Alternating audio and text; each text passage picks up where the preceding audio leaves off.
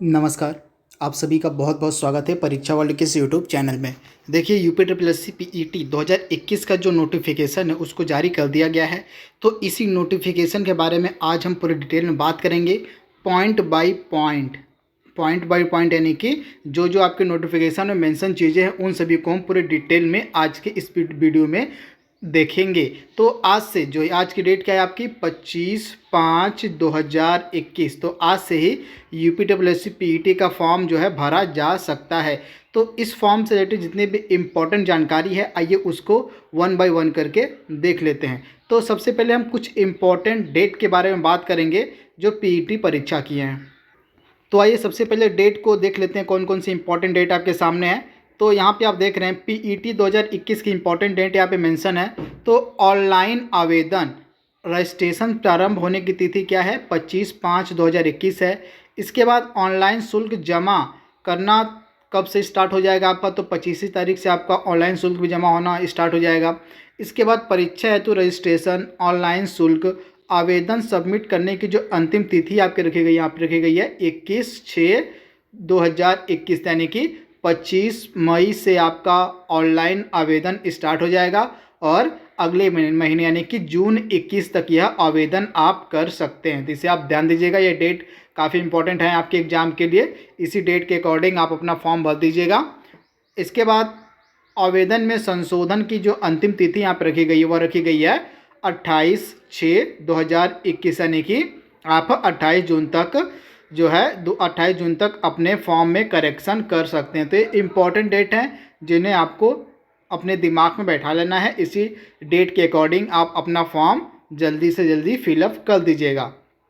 इसके बाद यहाँ पे कुछ इम्पॉर्टेंट नोट दिया गया, ये इसको देख लेते हैं।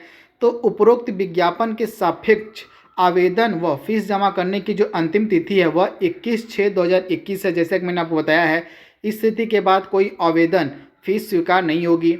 आवेदक अपने आवेदन का प्रिंट आउट तब तक नहीं निकाल सकेगा जब तक उसकी फीस का समायोजन बैंक द्वारा नहीं दिया जाता। अंततः अभ्यर्थी द्वारा बैंक से शुल्क का आयोजन जो समायोजन है 21/6/2021 तक अथवा उससे एक सप्ताह के अंदर अर्थात 21/6/2021 तक अनिवार्य रूप से करा लिया जाना होगा। तो इसे आप ध्यान दीजिएगा।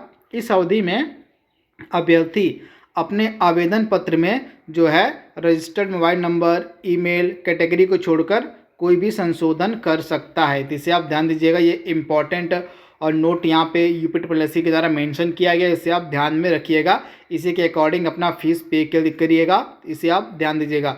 इसके बाद और क्या क्या इंपॉर्टेंट बातें हैं जो फॉर्म से रिलेटेड हैं, तो ये इसको देख लेते हैं। तो यहाँ पे विज्ञापन में उल्लिखित जो प्रमुख बातें हैं उसको ये देख लेते हैं। तो पहली बात आपको याद रखनी है, ऑनलाइन आवेदन किस प्रकार आप कर सकते हैं, यानी कि UP triple S C PT के लिए आप जो है ऑनलाइन आवेदन किस प्रकार कर सकते हैं। तो अभ्यर्थियों को सूचित किया जाता है कि प्रारंभिक अर्हता परीक्षा यानी कि पीईटी हेतु जो अभ्यर्थी हैं वे आयोग की वेबसाइट यानी कि upsc.gov.in पर जाकर जो है सिंपली आवेदन कर सकते हैं। जैसे आप ध्यान दीजिएगा, जो आवेदन है कैंडिडेट के द्वारा upsc.gov.in पर जाके किया जा सकता है। जैसे आप याद रखिएगा, कोई भी आवेदन जो है ऑफलाइन स्वीकार नहीं किया जाएगा, यानी कि ऑफलाइन कोई भी आवेदन स्वीकार नहीं किया जाएगा यूपी ट्रिपल एस सी के द्वारा, इसे आप ध्यान दीजिएगा।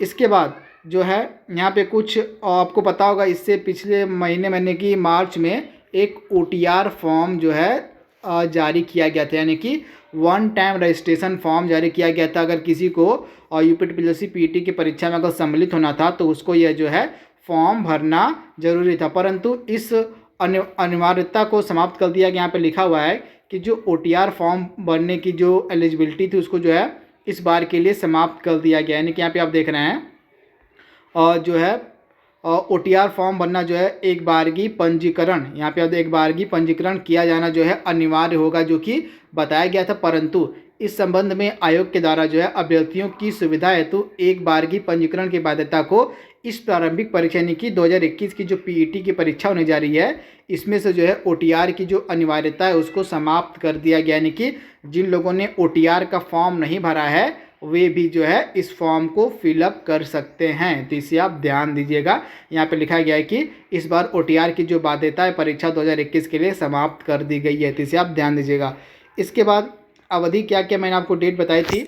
ऑनलाइन आवेदन हेतु लिंक आयोग की वेबसाइट upsc.gov.in पर दिनांक 25 मई 2021 से दिनांक 25 जून 2021 के मध्य रात्रि तक उपलब्ध रहेगा। तो इस डेट के मध्य आप अपना फॉर्म कभी भी भर सकते हैं। तो मैं कहूँगा कि आप जितनी जल्दी हो सके उतनी जल्दी अपना फॉर्म फिलअप कर दीजिएगा।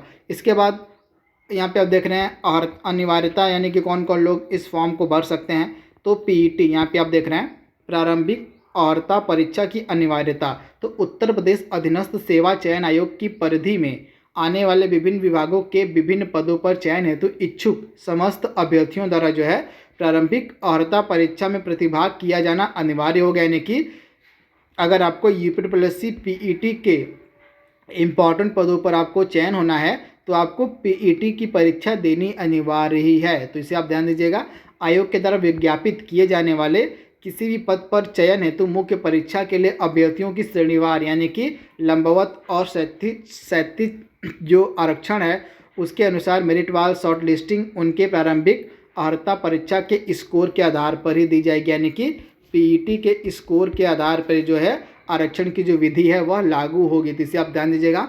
यदि किसी अभ्यर्थी द्वारा प्रारंभिक अर्हता परीक्षा में प्रतिभाग नहीं किया गया है तो उसके द्वारा आयोग द्वारा आयोजित की जाने वाली किसी भी मुख्य परीक्षा हेतु आवेदन नहीं किया जा सकेगा। यानी कि अगर आपको यूपीपीएससी की कोई भी मुख्य परीक्षा देनी है तो आपको पीईटी परीक्षा में सम्मिलित होना ही होगा। तो इसे आप ध्यान दीजिएगा।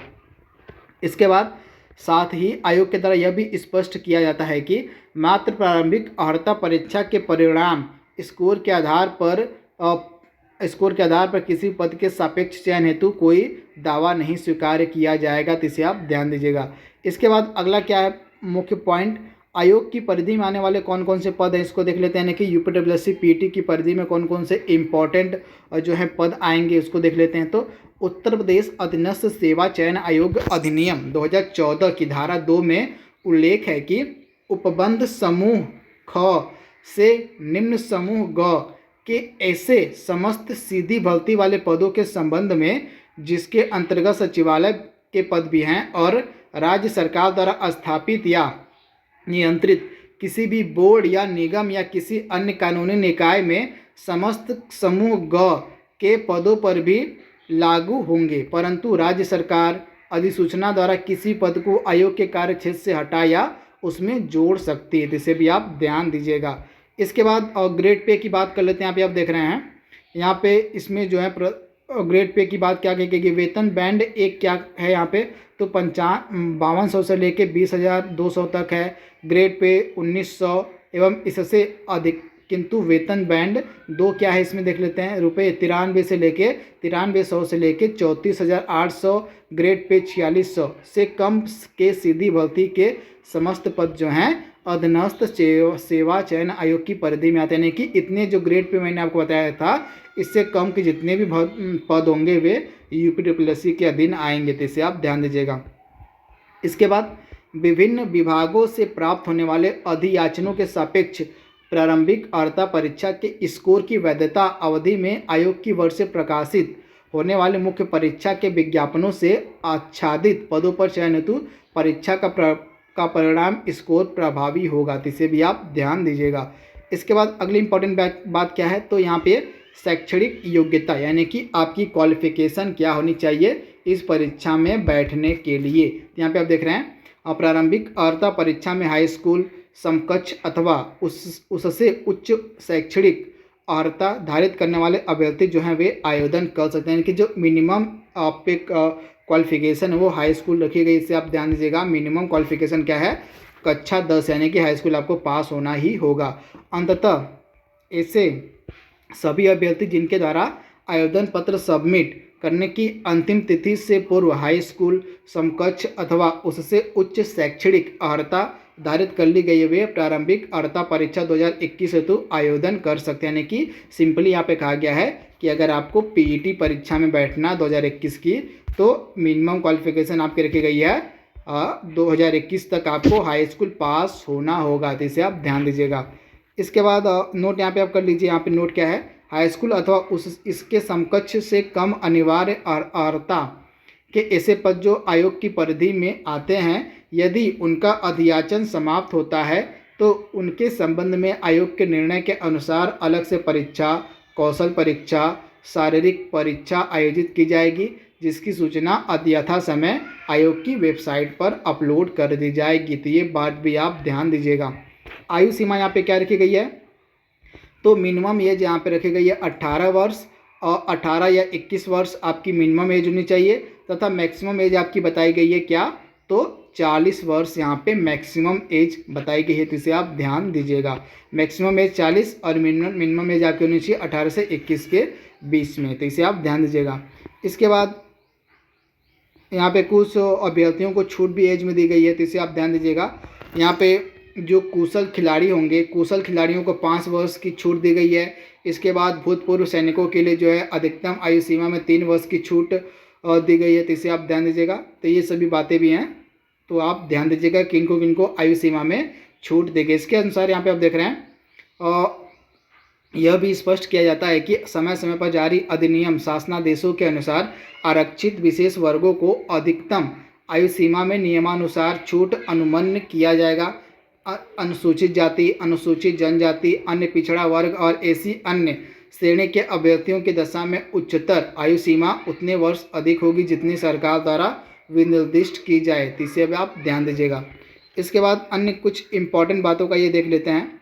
तो यहाँ पे आरक्षण, तो आरक्षण जैसा कि मैंने आपको बताया था, यहाँ पे आयोग द्वारा आयोजित की जाने वाले विज्ञापन वार मुख्य परीक्षाओं में अधिनियम, शासनादेश एवं सेवा नियमावलियों के अनुसार लंबवत अनुसूचित जाति, अनुसूचित जनजाति, अन्य पिछड़ा वर्ग एवं आर्थिक रूप से पिछड़े वर्ग जो होते हैं EWS की यहाँ पे बात हो रही है, एवं क्षैतिज आरक्षण यानी कि स्वतंत्रता संग्राम सेनानियों के अतिरिक्त दिव्यांगजन, भूतपूर्व सैनिक व महिला अनुमन्य हो गया। यानी कि जो आरक्षण है वह SC ST और EWS को, इसके अलावा जो स्वतंत्रता सेनानी हैं, दिव्यांगजन हैं, भूतपूर्व सैनिक हैं और महिला, उनको जो है आरक्षण मुहैया कराया जाएगा। तो इसे आप ध्यान दीजिएगा। इसके बाद यहाँ पे आप देख रहे हैं पाठ्यक्रम, यहाँ पे पाठ्यक्रम को तो मैंने आपको बता दिया था।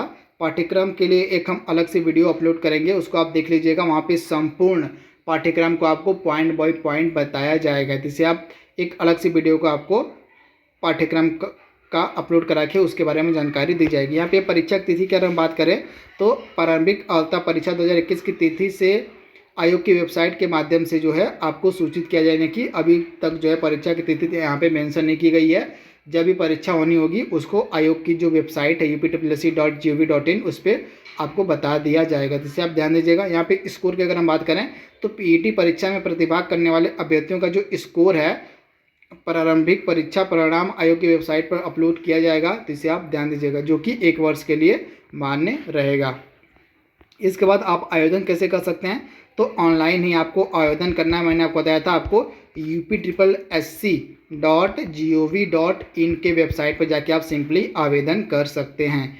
इसके बाद आवेदन की प्रक्रिया क्या है, तो आवेदन की प्रक्रिया 5 भागों में यहाँ पे विभाजित की गई है। कौन कौन सी, सबसे पहले आपको रजिस्ट्रेशन करना होगा, इसके बाद फ़ोटो सिग्नेचर अपलोड करना होगा, इसके बाद फॉर्म का जो बाकी हिस्सा आपका बच गया है उसको भरना होगा, उसके बाद आपको फीस का पेमेंट करना है, उसके बाद आपको फाइनल सबमिशन करना है अपने फॉर्म का। इसके बाद जब भी आपका फॉर्म फाइनल सबमिट हो जाए उसके बाद आपको उस फॉर्म का प्रिंट आउट अपने पास लेकर रख लेना है। तो ये 5 प्रक्रिया मेंशन की गई हैं आपको फॉर्म भरने की। इसके अनुसार आपको फॉर्म भरना है, तो आप देख लीजिएगा इसको।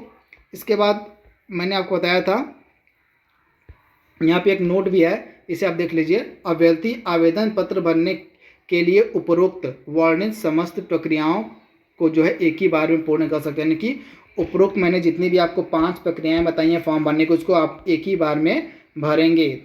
बार बार आप इसको नहीं बताएंगे कि अगर आप एक बार फॉर्म भरने जाते हैं तो एक ही बार में आप अपना फॉर्म भरिएगा, उसको बार बार आपको नहीं, मतलब एक ही बार में अगर आप वेबसाइट खोल रहे हैं तो एक ही बार में आप अपना फॉर्म फाइनल सबमिट करके ही उस वेबसाइट को बंद कीजिएगा। यह सिंपली बात आपसे कही गई है, तो इसे आप देख लीजिएगा।